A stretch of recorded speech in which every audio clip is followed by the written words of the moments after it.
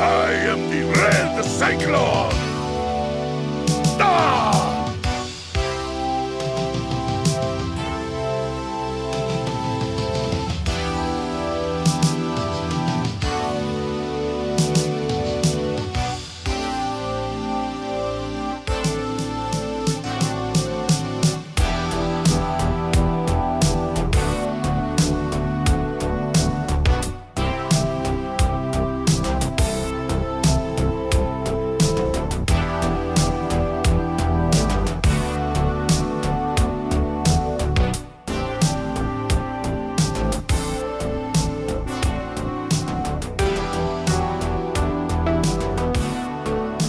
Yes, sir. We are live. Welcome to another episode of the It Gets Better Square podcast. I'm your host, Louis Beans. And I'm here with Mark with the Mic. What's up? Yo. End of the year episode. Yeah. We're doing a little bit early, but it's on a Sunday, like we normally do. We're back on a regular basis. So like we were saying during the Wrestling Babble, basically you get 2 podcasts for the price of none. Shit, so enjoy it. More than got the Morphin Cast too. So shout those out so people remember. All right, so we did our Morphin Cast podcast, which we did it yesterday. We did it off of the Ninja Steel, which is the current season. So we actually did every single season. Nice. So we're complete, and now we're waiting for Beast Morphers, which starts next year. But we were able to do Ninja Steel, and then we also recorded our best seasons overall. Nice. So there's some good listens, a lot of good casts. Kind of drunk in the second one, but it works out that way. I think the true feelings come out when you're drunk. This is also, yeah. And that's when Space took over for my number one spot. Awesome. Yeah, we go really depth into a lot of the Power Rangers seasons and stuff like that. I think we have a good conversation about it. Power Rangers is probably the hottest thing. It's hotter now than it was back when it first started. I think more people are getting involved. We plan to go through the comic books. We plan to go through a lot of things with the Mighty Morphin thing. We also talked about maybe bringing back Tooncast as its own and doing some back cartoons like Ninja Turtles and maybe Batman series, things like that. So there's a lot of things in the works of 2019 that we're going to have a lot of specials. There's going to be a lot of specials.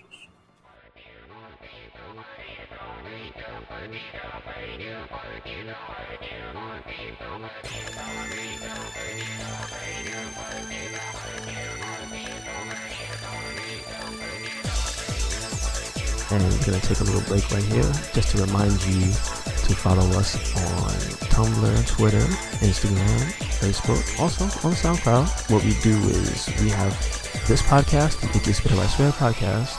We also have the Wrestling Babble podcast that's hosted by Merc with the Mic, who's a frequent guest on my show. And that should be on Merc with the Mic on SoundCloud. We post those on YouTube as well. So you can check the Merc with the Mic podcast out on his YouTube channel, which is also Merc with the Mic. And also you can catch the It Gets Better by Square podcast as well as the various other playthroughs on the RedCycloneInc YouTube channel. Thank you.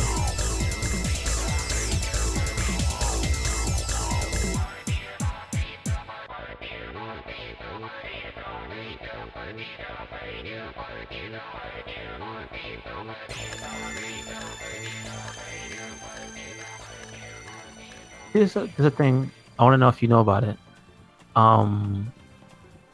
That the Green Ranger was teasing. Jason David Frank, I think on his website, was teasing that it's time for a new story. So we were actually talking about. So on our cast on Ninja Steel's cast, we actually talked about it. So there's a big rumor that Soul of the Dragon might get a green light for a TV series by Hasbro. Because Hasbro has a really good relationship with Boom Studios right now. They love what they're doing. They gave them a 5-year extension on their contract.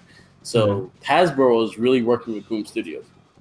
So there is a big rumor. Jason David Frank is going to be involved with the show because it is an older version of Jason David Frank, Tommy Oliver.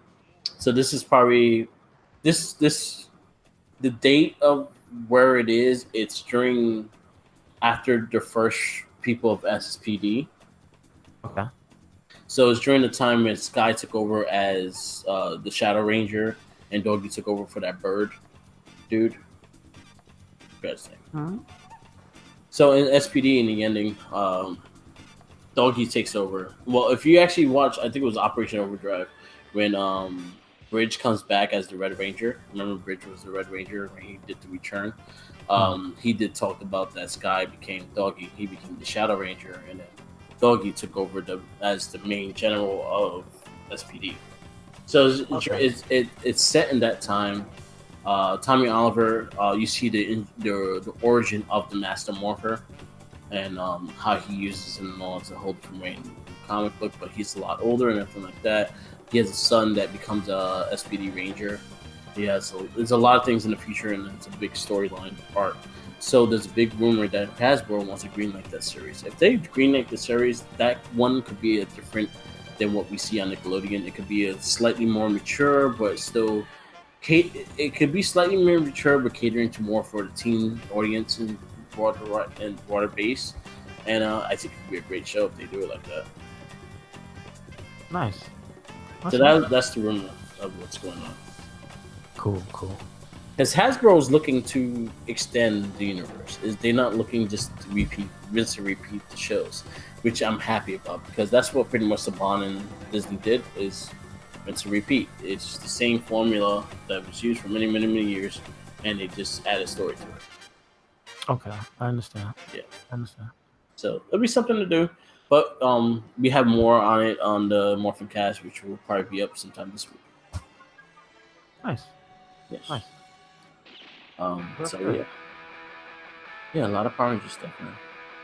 Yeah, I mean, look, listen, this entire year has basically been a reinvention of Power Rangers as a whole. Like, just don't need to get itself in the eyes of fans. Yeah. It seems like whoever's in charge of promoting stuff is like, full speed ahead. And then the fact that the actors are very interactive with the fans nowadays and everything like that. Not just Jason and Frank, but all the other Rangers as well. You see a lot of them in cons and everything like that. The Hasbro's like really like going full steam ahead, especially once 2019 starts. That's when Hasbro takes full ranking. So Beast Morphers will be the first Power Rangers series. They have the first toy line coming out later the year. They have everything. Like once 2019 hits, everything will start flowing. So, did you get to? So I need you to refresh me because I haven't read everything. Yeah.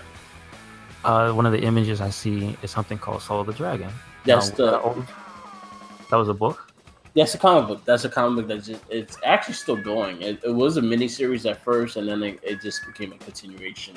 And that's what I was talking about. It's a future take of Power Rangers with Tommy Oliver, and the book is starring Tommy Oliver. Yeah, I see. But a very older Tommy Oliver. Also, still retaining the likeness of Jason David Frank, which is kind of cool. Yeah, that was the big thing, is that he's 100% involved with that book. Understood. And he loves it. He actually loved the book as well. So, and I read it, and it's really good. It is okay. All right, cool. Really so we got the Merc stamp of approval. Yes. So be excited, folks. Soul of the Dragon. There's a lot of Hasbro's looking to do a lot of good things. So I'm really very hyped for Hasbro and what they're going to do with Power Rangers. Yeah, apparently the information is that Hasbro is the one who's been in charge of redefining the look for Transformers and stuff. Mm-hmm.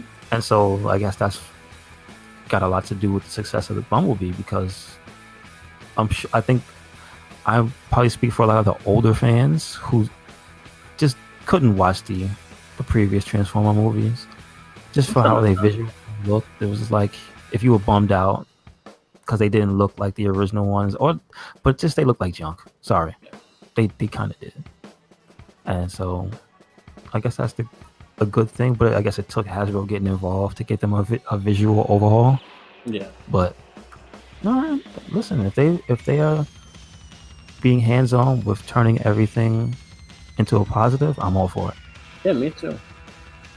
Because this could have been the other way. They could have been money grubbing and cash grabbing, but it looks like they're trying to start off on the right foot. So that's good. That's good. So you want to get into XYZ of the year type of thing? Yeah, sure. Why not? So, yeah, 2018 was full of a lot of things. It started off with a bang at the beginning of the year because you had Avengers: Infinity War, and you had what else came out this year? It's so far. It's so like to really think about it. Oh yeah, Black Panther this year. Black Panther. Black Panther Deadpool started 2. it off. Deadpool 2. I have my little top 5 movies because these are the movies that I went to see and made sure I saw, and I loved them. I was actually a little disappointed with The Incredibles 2. I wasn't that crazy about it. I think Jenkins had a more opinion about it, but when I watched it, I just didn't really care for it. So is that your most disappointed? I'll say that was disappointing. Okay. My top 5, I definitely would say Infinity War was number 1. I think what it did for that movie and just everything, it was what everything led to, and I thought it was great. Okay. Have you watched it yet? No, I was supposed to, but I fell asleep yesterday. Yes, it's on Netflix now, so no excuses. Okay, you're right. Yeah. I'll say Infinity War number 1. I'll say Spider-Man Into the Spider-Verse number 2. Deadpool 2 is number 3. Black Panther is number 4, and number 5 will be Creed 2. Oh, see, I didn't see Creed. Yeah. Yes, I really like Creed. Okay. That would be my top 5. All right. I did like Venom. Venom. It was a fun movie, but it's not in my thing. But again, I'm very selective with what I see in theaters now. Like it's pricey to go to fucking movie theaters now, so I'm very selective. I gotta make sure I know I'm gonna like the movie for me to go see it. Yeah, and just for me, like I'm not 100% just a movie person. So some of the stuff that I would have anyway. Yeah. There's a lot of good streaming movies this year. Yeah. Stuff that came out only this year. Mm-hmm. So there's a lot of options to see a lot of good stuff. Yeah. I'll say like TV wise, I'll say Daredevil is like my top TV series of the year. Yeah, that's basically the main ones I watch. It's Daredevil, Voltron. Yeah, because everything else is not done yet to really review it, and it's still like on a middle season hiatus. So it's been okay, but it hasn't been that great. Like Arrow, Supergirl, Flash. Their big crossover was okay, but yeah, I can't really rate them because the full season hasn't finished yet. Okay, cool. But yeah, Voltron. Watch Voltron. You do that. For me to give like because I just broke it down for me as media of the year.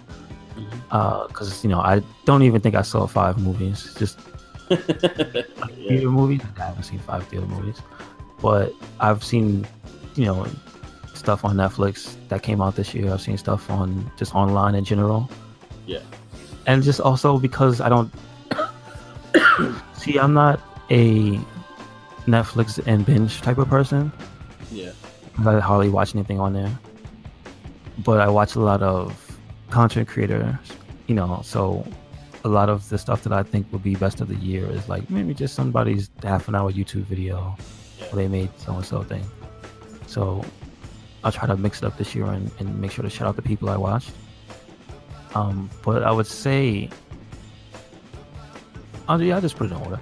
The media of the year for me, Deadpool 2, favorite movie. God, that movie is so hilarious. I'm kind of sad that's it, but I'm interested to see if this character ever shows up again. This incarnation. So, but like the Juggernaut, man, dude, come on. They put him in the movie. They actually did it. It was fucking awesome. So like a lot of that, like the little things in that movie really made me like Brad Pitt's in the movie. He's in there. You only see him for one scene, one frame, but he's in there. Just man, Terry Crews, like, oh my god, that whole X-Force thing, that was just ridiculous. Who the fuck would ever do that? So there was so much. How to keep them in budget too. Exactly. Only one of them survives. So that's number one for me. I'm sad I didn't get to catch the PG-13 version. Okay. I wanted to see it just to see what they did. If it's still in theaters, I'll probably see if I can catch it this week. All right, cool. Number 2 for me was Black Panther. That's a milestone movie, not just for African Americans, but like just for a comic book movie as well, because that outperformed a lot of movies, dude. Yeah. I don't know where it ranks now after Infinity War, but it was, for the longest time, it was like the number 1 Marvel movie, like money wise. I'm like, that's kind of crazy, like because worldwide gross and whatnot. Yeah. I'm like, really? That's nuts. I think the highest grossing film this year was Avengers Infinity War. Yeah, that's what I'm figuring. Like, I'm sure it hit after $1 billion. That, it hit $1 billion in 2 weeks. Yeah, that's what I'm saying. Like after, I gave the disclaimer. I'm not living in a fantasy world. But like it was a pretty good movie. Was it the best Marvel movie for me? Nah. But again, what I saw this year, yeah, it was pretty good. That soundtrack is dope though. Yeah.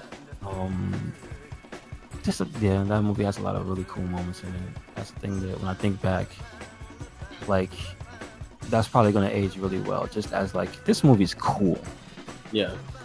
And I like that portrayal of just Wakanda, the Africans, the whole thing that you hardly ever get to see. And not just crazy savages, and just again reshaping history by putting that vision out there. And thanks, Stanley. Yeah. Who was it? Him and Jack Kirby? They came up with the ideas for that. So yeah, thank you guys. Thank you two for like putting that together. And then we got to see an awesome version of it on the screen, and a lot of people went to see it, so that's good. Wakanda forever. Wakanda forever. Number 3 would be a Netflix joint, and that's that movie I told you about maybe like 2 weeks ago, 2 to 3 weeks ago. The Night Comes for Us. Mm-hmm. Man, because it's a 2018 joint. Man, that movie, it kind of redefines the genre of like just, I don't know, the action thriller. Yeah. Because it's suspenseful, it's one of those, it's like a Die Hard situation. Yeah. Like it kind of ends up being one man against the world because everybody else just gets murked. But like it's a really, really innovative movie. It's not a movie from the States. Yeah. And it was able to capture my attention and basically just make me go, whoa, keep my eyes open for anything coming out of Indonesia. Like shout outs to the team that was behind it, because they're again the Ray Redemption team. Yeah. So a lot of the stars in that movie will be people, if you're familiar with the Ray Redemption, they were in there. So like, that's an awesome movie. I recommend that to anybody. And see, here's where it gets funky, because that's it for movies. Number 4 for media would be Daredevil, because I love that. Season 3 was awesome. Yeah. Very, very good. Very good. One of the best Marvel Netflix shows, like that season. Yeah. Period. Bullseye was nuts. I like I don't know if it's spoiling because it's been out for a good while. Like the revelation that his mother was delayed, the nun, and him going through everything. Yeah. Man. That they hid the information. It's just a lot of deep stuff in those. D'Onofrio's Kingpin still top notch. Shout out to Foggy and Karen. Those two actor and actress, like very, very good. And it's sad that it's over because I hear they have big plans for season 4. Yeah, there's still a chance that it will get revised down the road in Disney. The Disney service. Let's hope. Because they own the rights to the show, so. I just hope the actors and actresses don't go the wrong ways, man. Because I like that cast, So like that core cast, and if you lose Foggy, the guy playing Foggy, or you use the girl playing Karen or something, it's like, I don't know. Like I'm attached to them. Yeah, so I really hope they keep the cast and they keep the feel of the show, because I know the showrunner. They definitely will get back. Marvel will bring them back. So there's a lot of talks for the show coming back, but it might be a year or two down the line. Well, hopefully, it's still that core group, and then I have faith in them basically. And I also want to see the whole Bullseye get up. Yeah. That's right. Whew. Wow. Yeah, that show got pretty violent. Oh yeah, it was great. Yeah. It was great violence. Mm-hmm. And last but not least, just want to give a shout out to the content creators that I would say of the year I had the most fun watching. Shout outs to Aris, you know who you are, avoiding the puddle. Basically, he's not a Let's Player. He's just a streamer that is probably one of the funniest people I've ever heard, because he's not an overproduced, hi guys, this is love, you know what I'm talking about. Yeah. That very almost PG era of like this super clean cut and purposefully cool type of streamer, just a regular ass dude. Looks kind of like Hagrid, and so whenever you say Hagrid, you get called a Studebaker because that's an easy ass joke. I'm just saying that. BB. But between his content and then Maximilian, dude, I know you've seen his stuff. I watch stuff here and there. The fighting game stuff he puts out. And then shout out to the Yo Video Games guys. That's him and his 3 other friends. And so they basically, put together a bunch of video game stuff and just played all types of fun and obscure stuff as well. And lots of hype in between, which makes it, almost nostalgic to watch them play some of this old stuff, because they'll play stuff from like Super Nintendo, PlayStation, all types of stuff, arcade games, old ass Street Fighter games and whatnot. So just that's my number 5. Just the little guys. So one content creator I always listen to, and I always hype the show, is Up Up Down Down. I think I watch Up Up Down Down more than I watch most of the YouTube channels.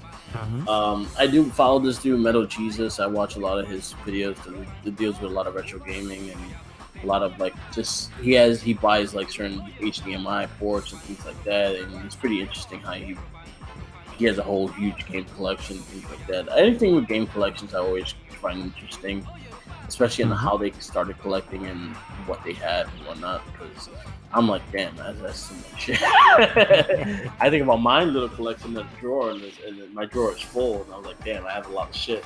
Imagine the walls full of shit, and that's crazy. You know how it is. You get you a house, you want to end up having a room. One of my favorite content creators is also the Completionist. He does a lot of things, pretty much complete games, and he's been doing it for many years. We did talk about him a couple of weeks ago, because I told you that he had to redo his first 2 years of videos because he had to cut all them out because the person that was in it didn't want them up.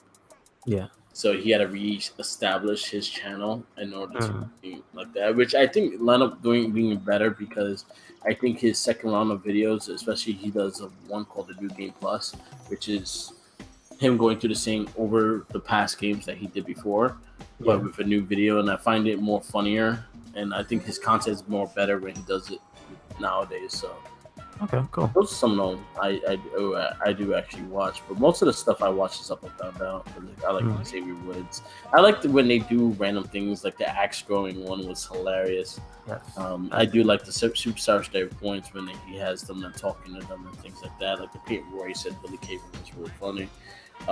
The one Liv Morgan had me rolling too, because Liv Morgan is a nut. Yeah, so there's a lot of cool stuff like that. The one with Ruby Riot is pretty great as well. Yeah, I remember that. So yeah, the GM with GM mode. Awesome. GM mode with Breeze is probably one of my favorite things as well. I watched that whole series; it's great. Yeah. So yeah, those are some of the content I usually watch on YouTube.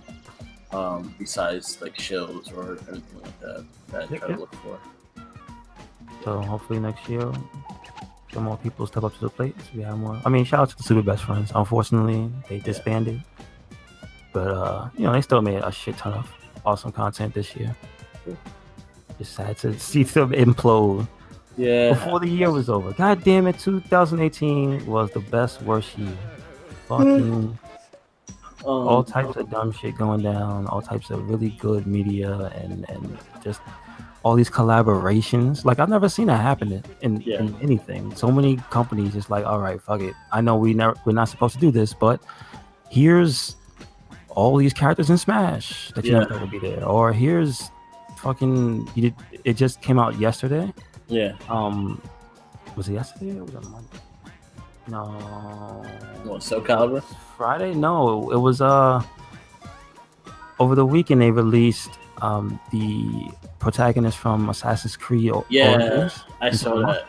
Yeah. I'm just like, it was so sudden. Again, if you follow the Monster Hunter Twitter, they posted it up, but like Capcom didn't know big announcement for it. It just popped up, and I'm like, another announcement of a crossover? Like, and they already made a big press conference about The Witcher. Yeah. Which is crazy because yes, we also have Soul Calibur, and The Witcher was in there. Yeah. And also 2B. It's just like, what is happening? So, Negan being in Tekken 7, like, shit, I think we got that even from last year with Injustice. Oh, the Turtles, yeah. Yeah, Turtles was probably the biggest thing that like, no one expected. mm-hmm. I think the Turtles was the biggest thing no one expected to be. Everyone thought it was gonna be Spawn and all this shit, and not to be the Turtles. But yeah, them. So like, I'm glad in 2018 they kept the trend up. So people are playing friendly. Yeah, it makes everybody money. Do it. Yeah, exactly. Yeah, and also the way the Tekken, they had like the I think it was Grace from King of Fighters, or Greasy or whatever it is. Oh, Geese. There you go. Yeah, that's true. Yeah, yeah, but that was like revealed last year. I want to talk about 2018 stuff. Yeah. So they Negan started season 2. Yeah, Negan is interesting. I saw his gameplay. It doesn't look that crazy, but yeah, I'd have to see it in the hands of somebody who really knows what they're doing. Yeah, but yeah, that's gonna be interesting. I like the whole let's play fair, play nice with each other. Mm-hmm. It's good for the game community.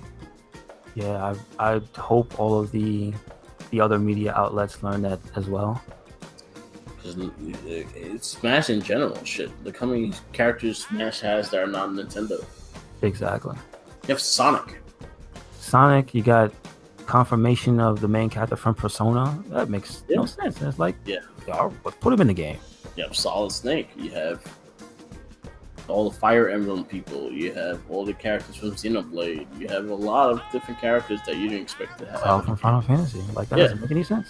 But I mean, again, a lot of the stuff is like old school, but like, yeah, the Castlevanias they debuted this year. Ken from Street Fighter debuted, Incineroar.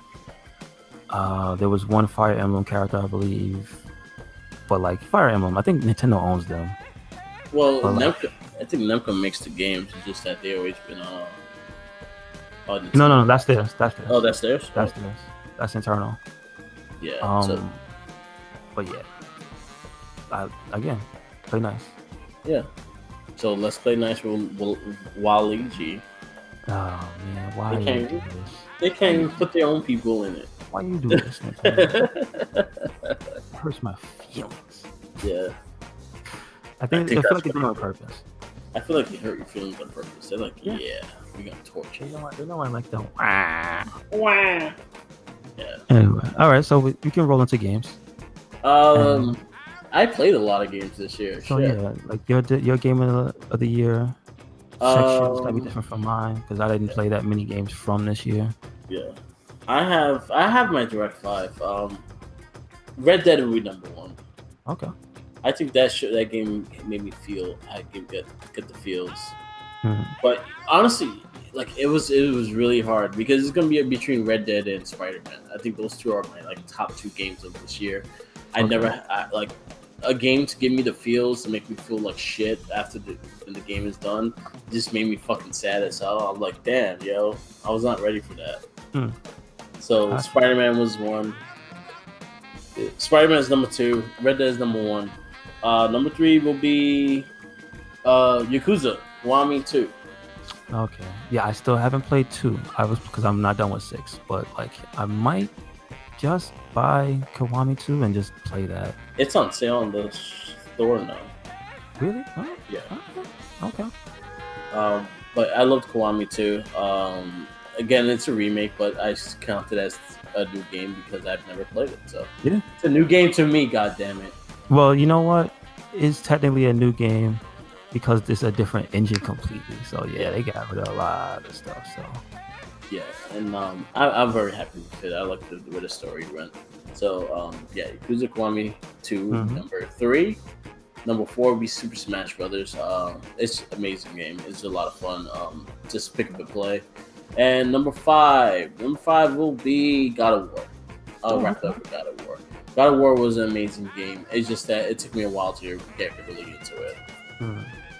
Little honorable mention: Dragon Ball Fighters and Far Cry 5. That was another game I played a lot of this year. A lot of fun, a lot of good stuff.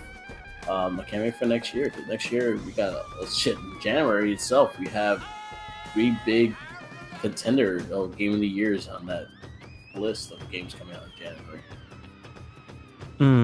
Yeah. I mean, well, I could see Kingdom Hearts probably winning a lot of people's game of the year in the industry. That's for damn sure. Yeah, about fucking time. They've been waiting so long. We're getting a lot of games that we've been waiting for a long time. The only one I will say it's a damn shame it's not coming out next year, is Final Fantasy VII. Yeah. Because almost all the remakes are coming out. Yeah. Resident Evil 2, Kingdom Hearts, which is what was supposed to have been done so long ago. And then if Final Fantasy would have been a trifecta, it'd be like the perfect year. Still time for them to say like Christmas 2019. But honestly, I don't think they have showed anything of it. Oh, no, they have. At Tokyo Game Show, they show some new stuff, but like they've been real tight-lipped since then. Yeah, so I don't see it this year. I hope so. They will say this year, and I'm like, oops, sorry, be next year. Like I hope something. Kingdom Hearts. Like how many times they pushed that back? Well, you know what? Nomura's not the president, not the producer, I believe, of that game. Yeah. So that's good. At least that's good. So we're gonna see. Again, we're pretty much waiting it to be in our hands in order to be like, oh yay, it's a real thing. Yeah. So, I mean, then again, it did get leaked. Yeah. So it is real. The disc is real. Yeah. That's unfortunate. Yeah, it got leaked. See, that was something else I was scared was gonna happen too. Like it got leaked. You know what? You don't want to play shit? All right, we're delaying it for 6 more months. Just piss you off. Yeah. Assholes. Yeah, you're right. Teach him a lesson. Man. But so let me go before we go too much further, because mine's not gonna be that long, because I didn't play too many games from this year. I play but for the channel I play a lot of stuff that's older. Yeah. So that's just what it is. But I will say the games that made the biggest impressions on me this year are number 1. My game of the year period is Monster Hunter World, because I still play it, and it came out in January. Still new content. New outfits and new armor, new weapons and stuff. So why not? Yeah. And it's free. I paid $60 in January. Guess what? I ain't paying nothing else. Good. Not until the next expansion. So that's how you do it. That's how you build a fan base that stays with the games. Like, oh, something free this week, I'll play. Something free next weekend, so I won't play this week, and I'll play next Friday, because that's when the new content comes out. Like, I think the misconception with anything like that is that you have to grind it and get it all done in like 3 hours. And that's not the case. And that will burn you out in the game real quick. Yeah. And so I think people took that grind mentality to this game, and it's like, I think that's why a lot of people it didn't last for them. But what I did was slow burn. Just take it, play a little bit at a time, play like an hour one day, 2 hours the next day, and then play a lot on the weekend, and then that's it. So Monster Hunter World, thank you for finally, because remind you, this is almost the caliber of Kingdom Hearts. Yeah. This is the first next generation Monster Hunter console in a long time, because they kept skipping the generations for handhelds. Yeah. Or the Nintendo console, because remember, they were on the Wii and the Wii U. But the Wii U version was basically an HD version of a handheld game. So it's been a while since they actually did a full console version of the game, and it came out good. Yeah. So,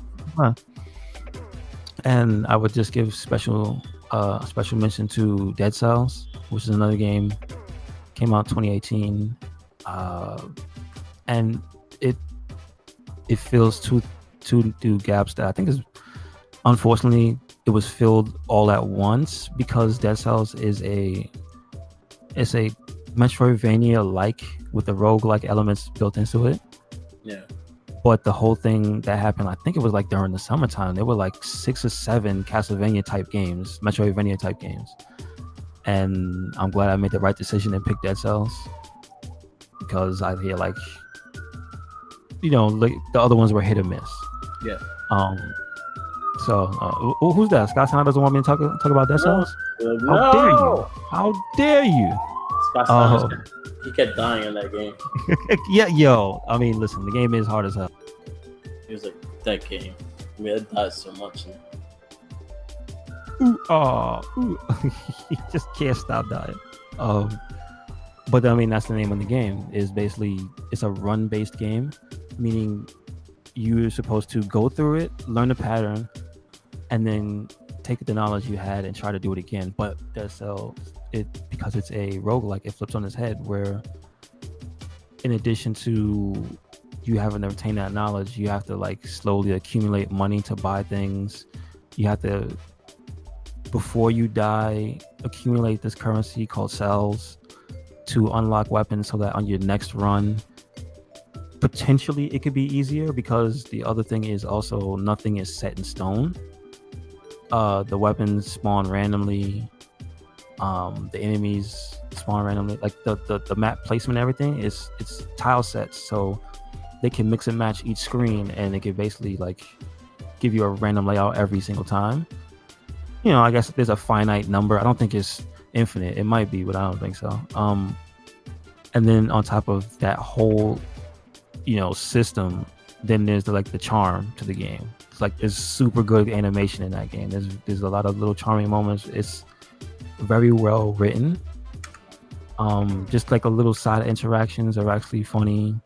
The way your main character he quips at stuff when you interact with it is just like, I wouldn't expect that at all. Like the stuff that he says, he's kind of a jerk. The character's kind of but like, again, it's a really, really good one of those. And like they're going to have a big patch soon that's going to turn a lot of the stuff on its head, and I'm interested in that, because I guess to get freshen some of the stuff up, because I would like to see what type of new ways they change some of the weapons and stuff, because I know there's basically tiers. Once you get to the nitty gritty of it, certain weapons are just straight up better than others, and on the harder difficulties, it's like you want to have those hard hitting, those really, really broken weapons to try to get through the game. When you do what is it called, 1 cell, 2 cell, or 3 cell difficult. I think it's like from 1 to 4, 4 being the hardest. So I'm interested to see what they do with the weapons and stuff for the patch, and maybe they'll make some of the not as great stuff better. So we'll see. But again, really fun. And the other category I have that I want to go into, I don't know if you have one. Okay. And it's Hottest Mess. Was there a game that you interacted with this year, or that you were watching, that you might have had your interest in, that it turned out to be a turned out to be a dumpster fire, and made you glad you stayed away? Was there anything like that for you this year? I guess it was what I've seen for Fallout 76. I think that's going to be the big dumpster fire of everybody. Yeah, because that's mine. That's mine. Yeah, of what I've seen from that, that's I had no interest in ever touching that game. The same thing with the Call of Duties. I just lost interest in the Call of Duties, though. It's not that it was a dumpster fire. I just had no interest in it anymore. Okay. Yeah, I mean, the only thing I had my interest was because of the Battlegrounds mode. Yeah. Which is the Battle Royale, 1 versus like 50 other people. I think Call of Duty had 100 people. Yeah. So it was 100 people fighting it out to the death in this huge map and stuff. Like I see a lot of people like that, but again, I'm not too much of a first-person shooter person anymore. Yeah. So it's just a sideline curiosity. But yes, Fallout 76 is a dumpster fire, and I've been watching it closely because, like, again, I like the Fallout games. It's just sad. It seems like the the company Bethesda is trying to slowly implode itself. Yeah. By making horrendous PR mistakes and being terrible with the community and being careless. So I don't really have it in order for you. Mostly, no, you can go by the dates. Well, so what had happened first was, besides the game being a buggy, glitchy mess that Bethesda players are used to, it was more broken. But without getting into the glitches and stuff, because there's too many to note, we'll talk about what they did around the game. The first thing was the $200 special edition, where they advertised a bunch of stuff, a helmet, and supposedly a bag that carries, like, I think the helmet in it's supposed to be a big durable duffel bag. And then it came to the people who ordered it, and it was like made of this really cheap material. Then they find out that Bethesda has sent influencers, which means like preferred streamers and stuff. Mm-hmm. They sent them the high quality bag. So in addition to the thing that they gave to the people who paid the actual money for not being in it, they spit in their face by giving it to people who didn't pay for the game. Because remember, you're an influencer, you're usually giving the game, like you're sent a copy or something like that, maybe. And if they sent them the bags, I'm pretty sure they didn't order the bag like normal, otherwise they would have gotten a normal bag, right? Yeah. So again, that's an extreme slap in the face. Like, that's foul. But that's to make you go, what? Why would you lie in a statement and say that you didn't have the material and you ran out, but you sent? No bueno. They just shot themselves in the foot every single time to make good excuses. And then from that, and this is dated December 5th. This was from Polygon, and this is just the terrible slide is they leak the information on the support site of people who complain, and it turns out if you complain about that bag, you were on that list. Like, this is for Steam, so it wasn't like the people who bought it on their consoles and stuff, but like a good chunk of people were their information and addresses were put out there. Just other people can access their address and the information. Not like anything super sensitive like credit card, social security, but like literally I think your phone number was there. Your address, your email, and more. So like that's pretty substantial in today's era, because you can do a lot with somebody's home address. You know what I'm saying? So again, another foot in the grave. Another just like, what are you doing? And then you can fast forward to now, and this is from the 24th. So that's last week. Yeah. And so apparently Bethesda is banning players who are modding the game in positive ways. So there's a website called Hot Hardware. I'm not very familiar with it, but I believe they're a PC website, and they're reporting Bethesda is wielding Fallout 76 banhammer for players using mods to improve graphics.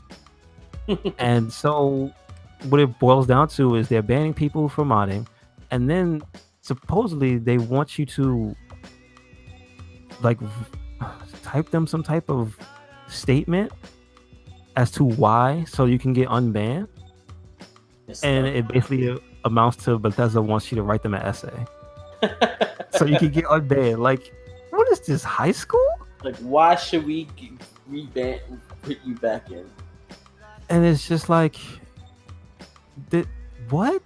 And that's not how you handle that, because the fact of the matter is that the fans are the ones who typically stabilize Bethesda games, because they never, since Fallout 3, they have come out as buggy messes. Yeah. And typically what you want to do is get the PC version and then wait for everybody to mod it, and then it turns into a fantastic experience. But Bethesda sees you as cutting into their pockets, and they really just want to stop you from doing it and steal your idea, because they want you to write to them why. Yeah.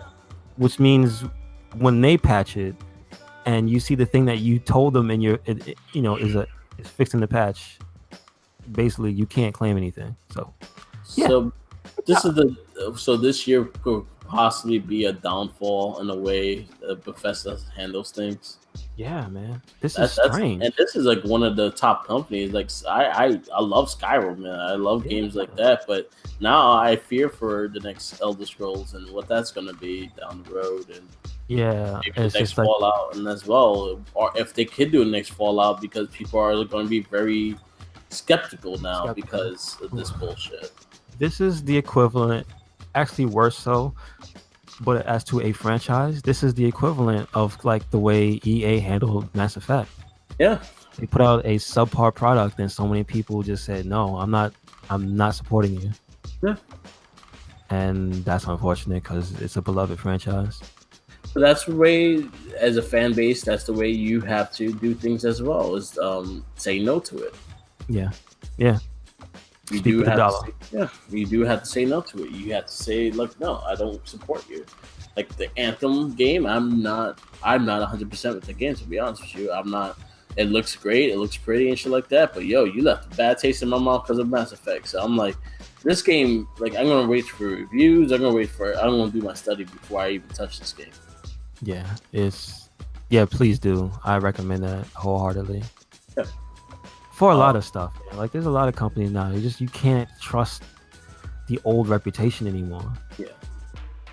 So I don't know what's going on at Bethesda. I wish they get it together.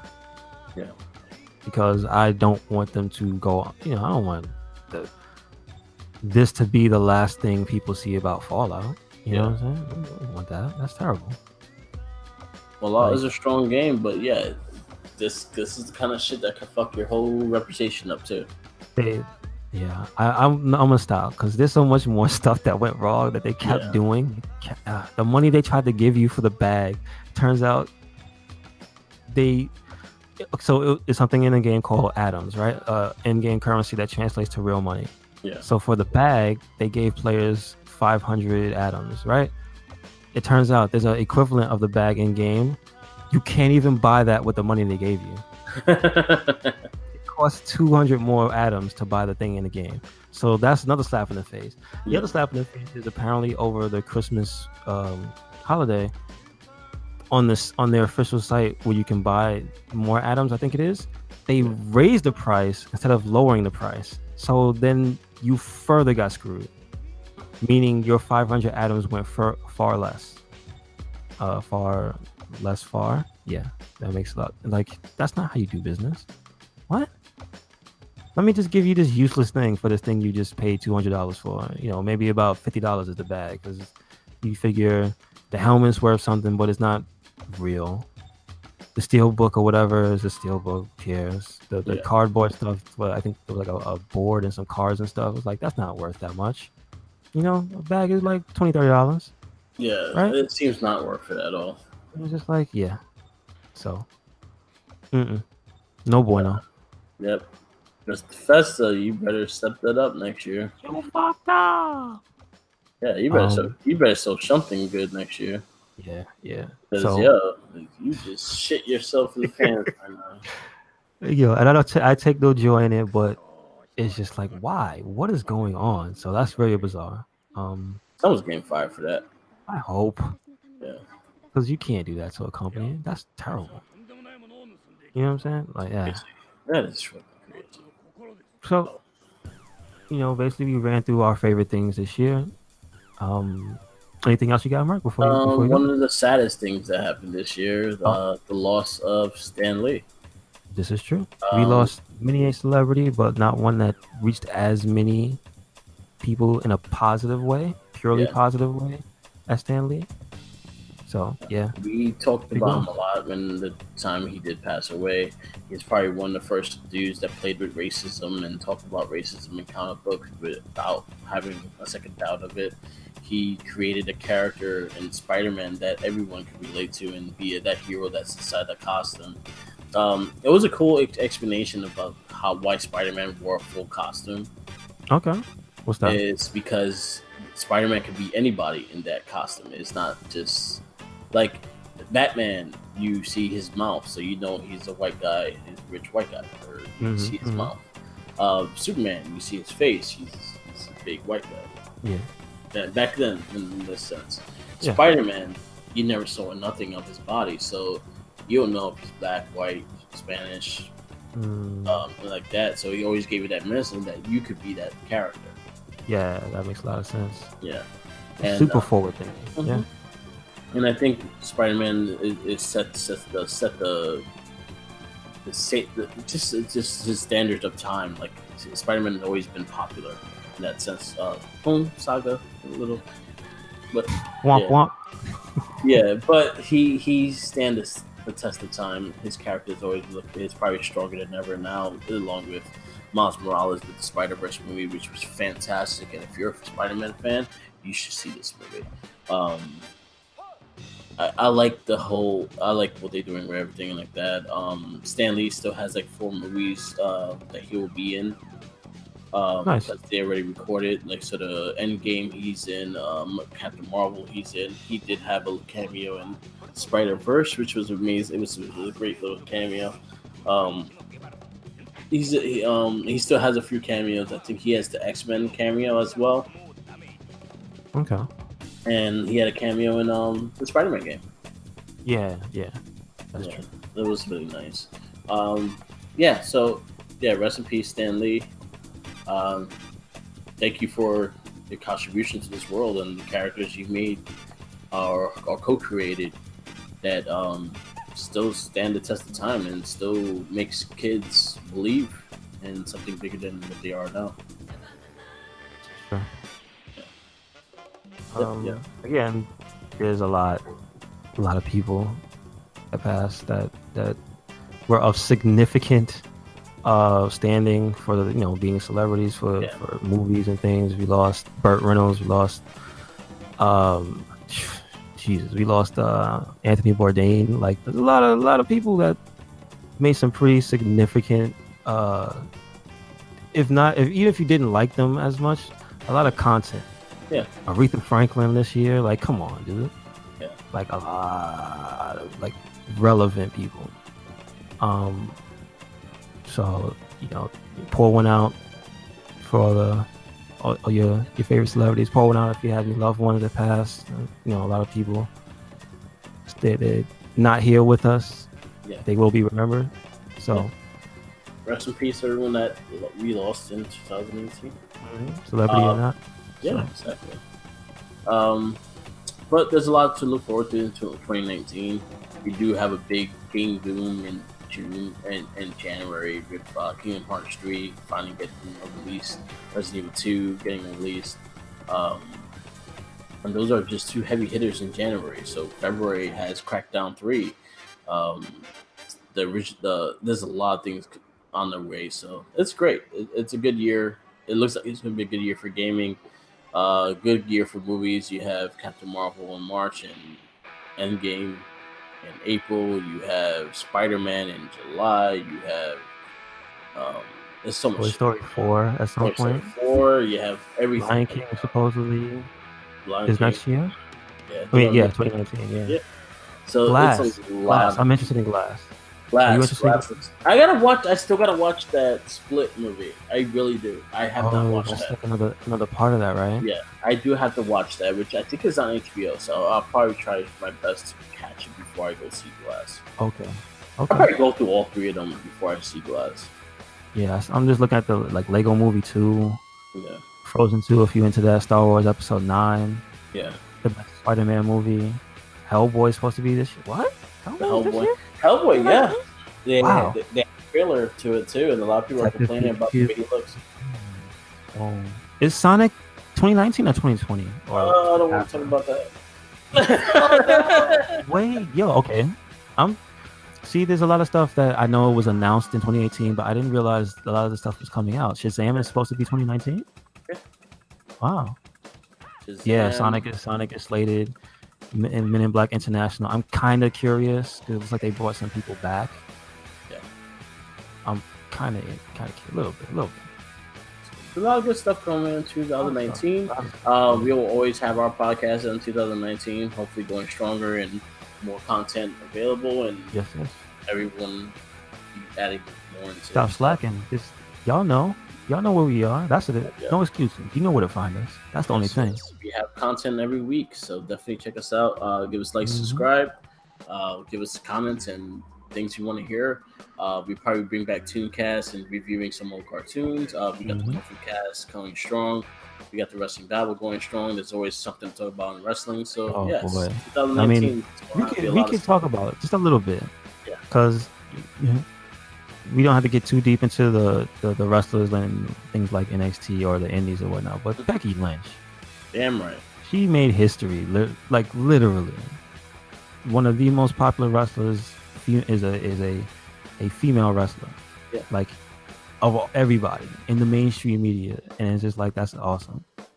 Changing the game. It's well And deserved.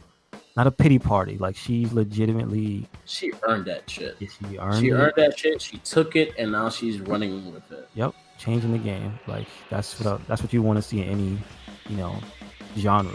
Yeah. That's cool. And yeah, that deserves to get a shout out because Becky Lynch is the man. She says she's the man. She was the woman to beat the woman. She's the man to beat a man. You got to beat the man, and that's exactly what she did. I'll say we nominate Becky Lynch as RedCycloneInc's Entertainer 2018. Because her Twitter itself is its own like fun shit too. Yeah, just her roasting every other wrestler is the best. Or other wrestlers just trying to roast her, trying to hang. When she comes back and she destroys them. It's even funny when they get caught in a crossfire. Like they try to be friends. Like Jericho says something, not even snide, and he just gets sniped. Yeah, like I love that. Just nobody's safe. Yeah, the man is on the loose. Yeah. And it's a good time for wrestling. So watch wrestling. Wrestling's fun. They say it's the lowest ratings, but it's some of the best stuff. Yeah, lowest on ratings. On one show. But you know what? The ratings nowadays is not the same that we used to. I think I explained it last episode. Well, no, you explained it on Babel, so listen to this podcast would know. Yeah. So you can go ahead. Yeah, the ratings now it's not the same as it used to be. There's not Nielsen people all the time now because you get shit digitally. You get shit. They don't tell you the numbers of what's getting recorded on TV. You know, most people fucking record Raw and watch it later. Yeah. Or they will watch it in pieces because it's 3 hours. This is true. So there's no like actual count when someone watches Raw and like pauses it and it goes back to it. Also, this is the year of cutting the cord. Like it's just what it is. More people aren't watching live television. I got YouTube TV and I love it. YouTube TV, I can watch TV anywhere on my phone, and it has most of the channels. It has the channels that I watch, which is SmackDown or SmackDown and Raw. This USA, it has it on there. I'm able to watch everything. I could DVR everything and still watch it on my phone. So I like shit like that. So that's the reason why I have the YouTube TV. Yeah. And I can watch like basketball games or football games when I just feel nice.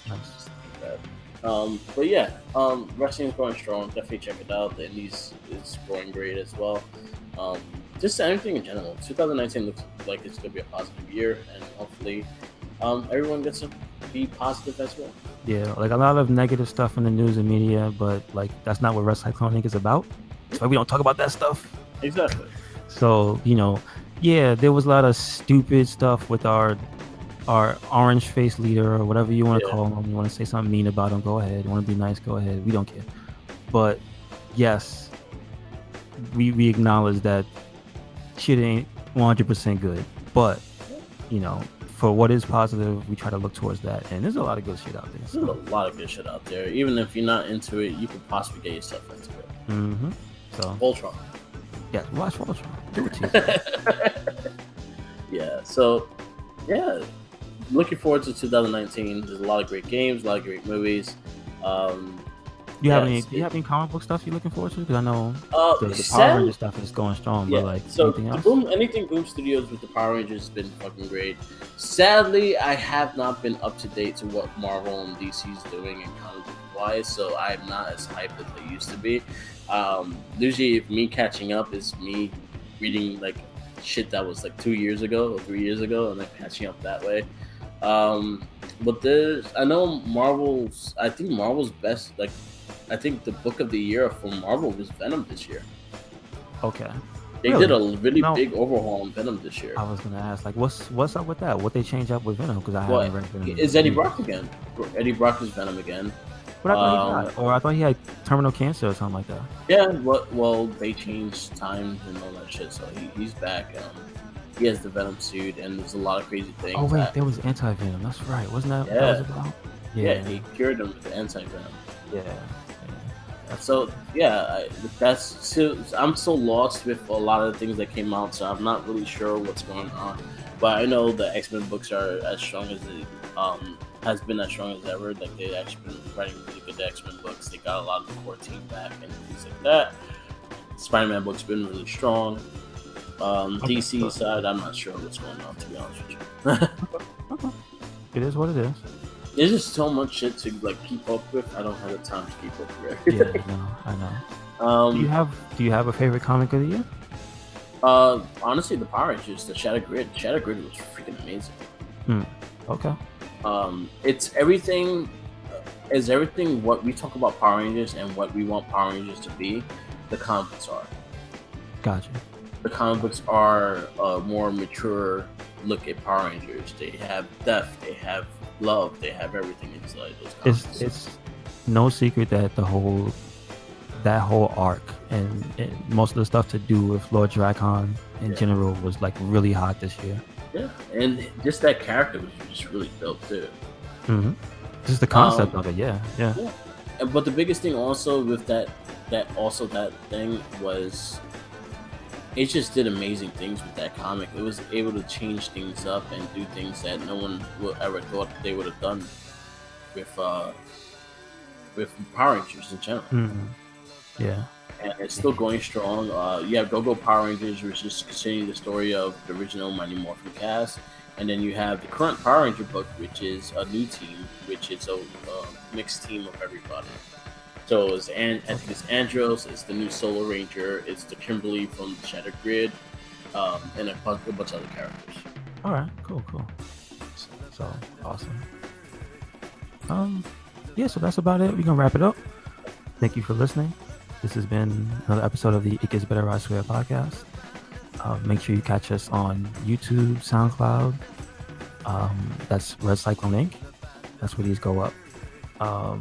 And also on our social media, which is on Facebook, Twitter, and Instagram. That's also RedCycloneInc. We also have a Tumblr and a WordPress, so check those out. Everything from the playthroughs to the podcast should be up there weekly, so no excuses. So Merc, what you got?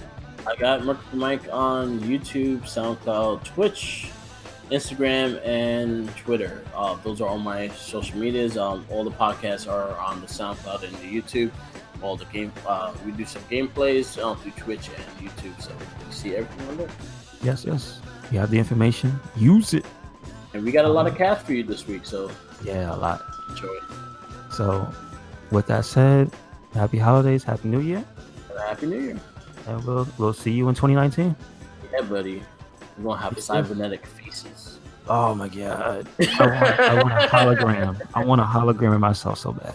Yes, we're gonna hologram ourselves for the next podcast. They gotta be pretty cheap now, right? I saw was it Umbreon? Yeah. Like there's a Pokemon one. So if the Pokemon can get it, I think we can. I think we can. Okay. All right, we're gonna work on that. All right. Peace out. Peace.